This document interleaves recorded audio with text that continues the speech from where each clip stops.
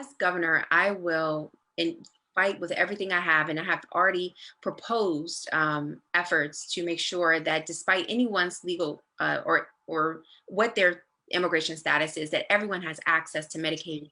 What I was able to do is make it so lawful permanent residents in Virginia are able to now have access to Medicaid without requiring 10 years of documented work history, which was the requirement here.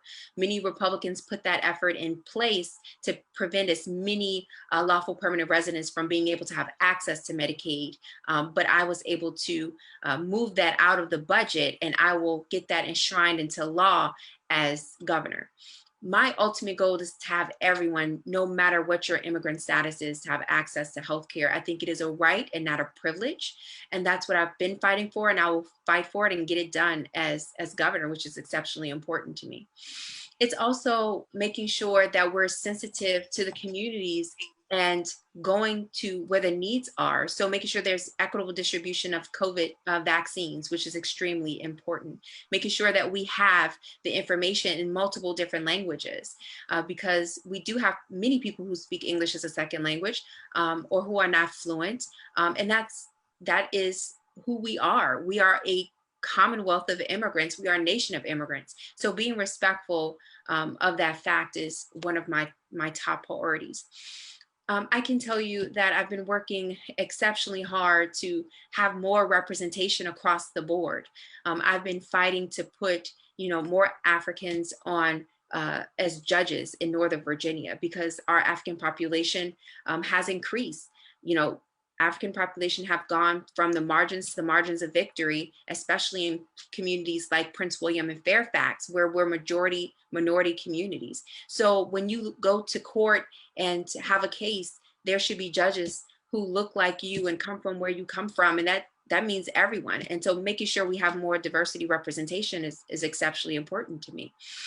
I will go even farther than that. I'm excited to have it that undocumented immigrants can now get in-state tuition. But I want to make sure that I work with my federal legislators to have comprehensive immigration reform and a clear pathway. And one of the things that I noticed is that a lot of our Hispanic sisters and brothers, they do have entities and organizations like CASA in Action and other organizations who are there to help people navigate the immigration system.